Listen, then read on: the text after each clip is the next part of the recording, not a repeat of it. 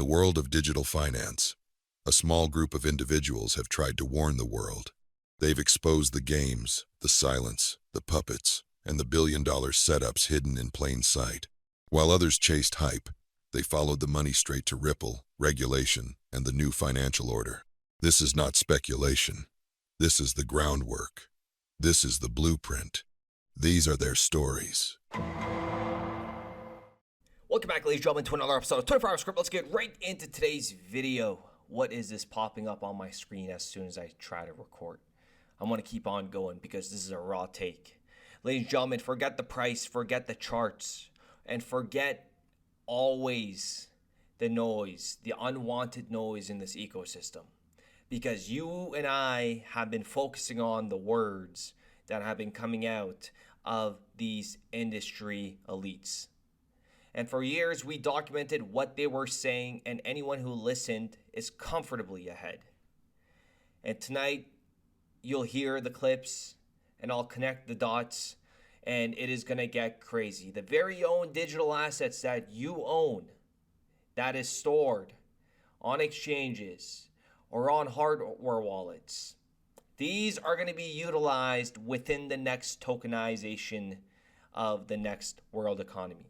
Okay, when you hear Larry, this is just incredible. And before I roll the tape, understand who is talking. Her name is Kristalina Georgieva. She is the managing director of the IMF, top of the global monetary policy. Okay, and she has reportedly told governments to prepare for digital money and accept reality, as everything in finance is going to come and move onto chain. Incredible. You tell them to embrace it? I'm telling countries, accept reality. Fiat money is moving digital. The developments in crypto, both unbacked and backed, they're happening with exponential speed. So yeah, you can try to lock your country away from this. Good luck with it. Good luck with it. Good luck with it. So yes, I'm telling my members, understand it and then decide for yourself. And I love how she just says that at the end. It's amazing. Good luck with it. And then you have Larry Fink, the world's largest asset manager. He says tokenization and digital assets will grow significantly. And when that starts growing, digital assets like XRP are going to play a vital role in this. And I'll talk about that. But listen to what Larry Fink says here. It is truly remarkable. This is the same man that back in the day said, you know what, this stuff's not useful. It's not, it's not for us. Board. What do you mean by digital? I do believe we're just at the beginning of the tokenization of all assets, from real estate to equities to bonds across the board. True that you're building out a cryptocurrency capability? No. I mean, we're looking at it. It's very loud here. It's very loud, but it's good. Capital's at work. I really like that. I love capital at work. Yeah. There's $4.1 trillion of money in city globally in digital wallets. A lot of that money is outside the United States. If we could tokenize a ETF, and digitize that ETF. I have not heard from any one client they're looking to buy a cryptocurrency at this time. We could have investors who are just beginning to invest in markets through, let's say, crypto. They're investing in it, but now we could get them into the more traditional long-term retirement products. So we look at that as the next wave of opportunity for BlackRock over the next tens of years, as we start focusing, moving away from traditional financial assets by repotting them in a digital manner, and then having people stay in that digital ecosystem. They can have their cash. And we have the largest cash money market fund that's tokenized called BITL. Our Bitcoin IBIT is now over $100 billion. I know from nothing not that long ago. I have Right not- now, you are where then? You are What do you mean? just studying it? We're studying it. We're looking how they perform. We're looking at that type of data to understand it as we think about other products. But right now, I can tell you, worldwide, I have not heard from one client who said, I need to be in this. Isn't that awesome? I mean, to the individuals that are joining us, maybe, you know, just this year into this crypto ecosystem, man, the retail has been lied to on so many occasions, or have been, you know, given information just to confuse people and just FUD. But all you got to do is, like, even if you kind of forget everything and just look at it as a brand new asset class that is going to be much bigger than the entire stock market. Okay? And now, I played this in yesterday's episode, but this is very, very important. And I want you guys to really understand this. And once you guys understand this, I mean, it's your conviction rate's going to go over 100%, right? And yesterday we talked about why nobody should be selling anytime soon, because we are so goddamn early into this, right? So please listen to this again very carefully. Brad Garlinghouse and Tony McLaughlin talking about messaging and liquidity. Ripple is dramatically different in that at the core, we're an enterprise software company. We're selling bank infrastructure that uses blockchain technology to dramatically improve cross-border payments. Now, Swift is kind of a competitor. It's slightly more complicated than that, because Swift is really just messaging. When you send a Swift transfer, it's not liquidity. You're actually sending bank messages to banks that have liquidity. So to some degree, Citibank and HSBC, really the top two, JPM, those are the top three liquidity banks. And when you're sending Swift messages, you're sending messages to banks to release liquidity and making sure the debits and credits match. So to some degree, really boil it down, Ripple's competing with the liquidity of Citi and the messaging of Swift, but in one, because we're both messaging and liquidity. You have Swift does messaging with a large data payload in the ISO 20022 messages, but it doesn't do settlement. So the ultimate would be to bring these things together, where you have messaging and settlement coming together, that who owns what machine working hand in hand with something you can transfer the large data payloads. And at the end of the day, again, as I described, Swift was developed 50 plus years ago. It architecturally hasn't really changed. It does remain slow. It remains, days. It does remain, relatively speaking, expensive. So the ultimate would be to bring these things together, where you have messaging and settlement coming together. Because we're both messaging and liquidity. And I mean, it doesn't get any more simpler than that, right? Messaging is the instruction. Liquidity is the cash in the moment that makes the instruction final.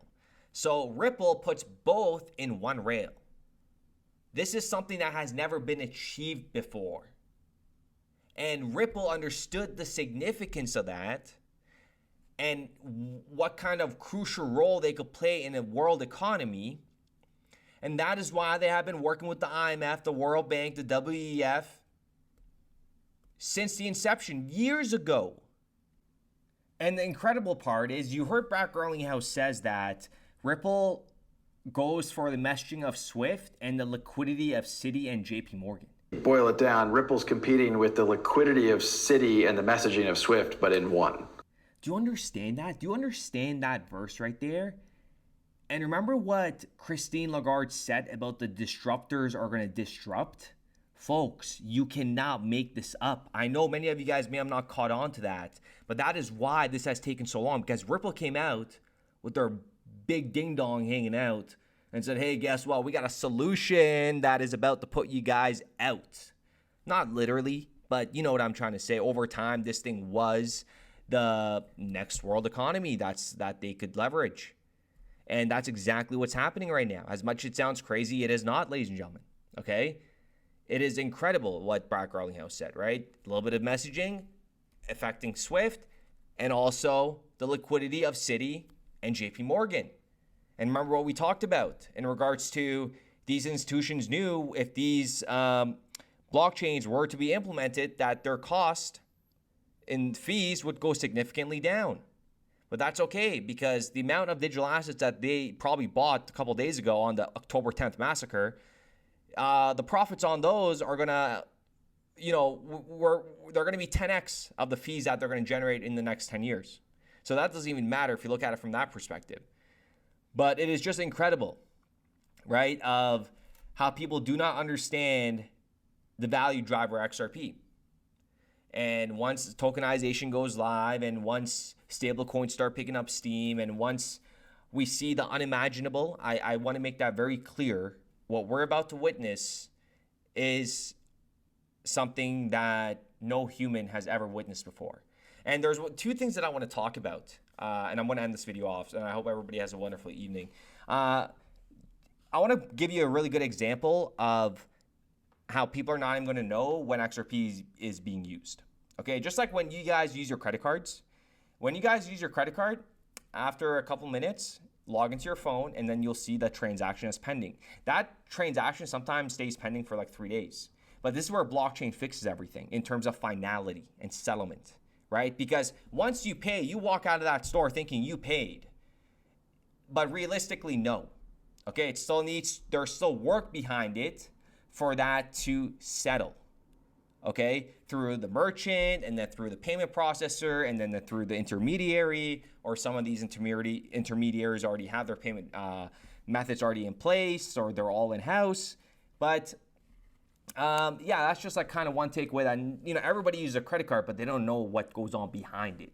And that's exactly what XRP is. Okay, you got all these different currencies, different assets that are going to be tokenized, and liquidity is going to be king. It is not talked about at all. We talk about it. My goodness, we have been talking about it for years. And when you talk about real utility, you need real economic activity. And right now, the crypto market, the entire crypto market, is really not based on real economic activity. It's just based off of kind of speculation and a couple banks teeter-tottering in this ecosystem. And they're going to open up the floodgates and completely put this crypto ecosystem at a completely different level that we are not even going to comprehend what just happened. It's currently sitting at $3.8 trillion, right? Only room to grow.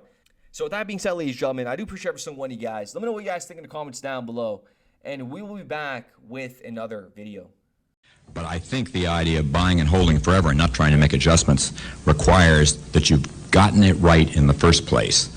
That you can only hold tight if you've bought right, if you will. And that is to say, have an asset allocation that has something to do with how many years you have to accumulate money, how much resources you have at stake, how much income you need, and how much courage you have to ride out the peregrinations of the market. Accept reality. Fiat money is moving digital.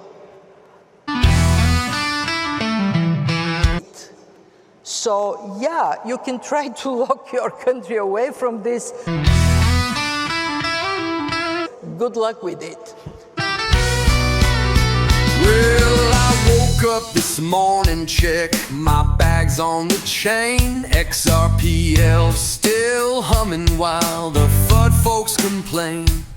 Ripple fighting Goliath, yeah, the SSA's game. But Johnny D and Hogan, they're bringing the flame. So we salute to the rebels in suits, to the coders and hodlers wearing dusty old boots. Raise a toast to the ledger and the lawyers who bite, while taco stand dumps through the middle of the night. Damn, Jed, can you chill? Brad G's on the mic saying clarity now, while Shorts codes the stars with the hologram cow watch. The haters keep chirping, but the people ain't blind. This ain't some mean dream, it's the internet's spine. Regulators stalling, but the clock's ticking fast. Ripple drops the case like a baseline blast. Communities united from Twitter to the street. We meme through the madness and never admit defeat. Yeah, we salute to the devs and the geeks, to the ledger that clears in seconds, not weeks. To D, to Hogan, to legal delight, and the salty old taco that just loves to spite. Hey Jed, you done yet? Or you got another dump scheduled for lunch?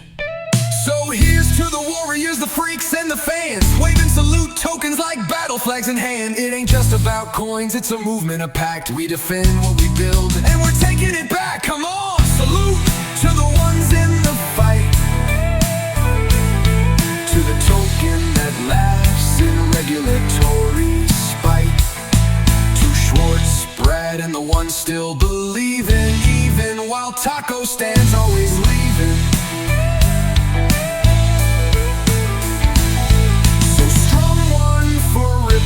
One for XRP, and raise your guitar for decentralized dreams.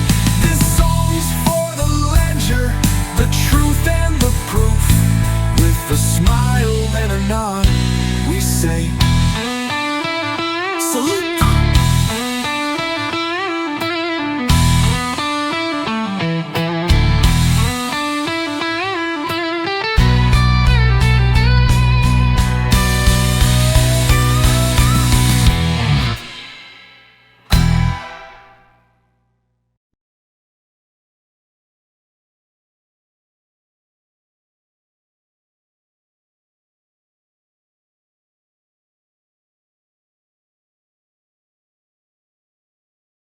We started building RippleNet with the thesis that crypto liquidity would eventually be able to support robust global payments, large payments.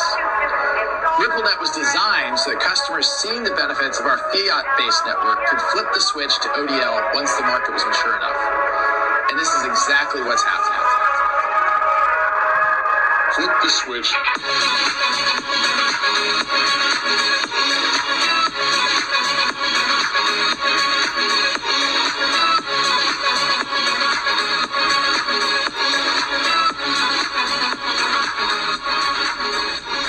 I think what we're building has, it's solving a real problem. And I think all of the tokens, my advice to anybody would be, understand the utility. If there's real utility and there's real value being delivered to a real customer, there will be value in the token.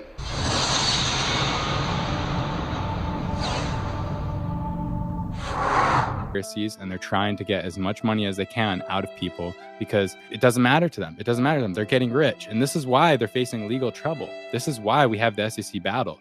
So in the speculative market, when Dogecoin's becoming one of the top coins ever, of course, fake press releases by Ripple talking about all this bank stuff is going to get people to FOMO in. Which one are you going to choose logically?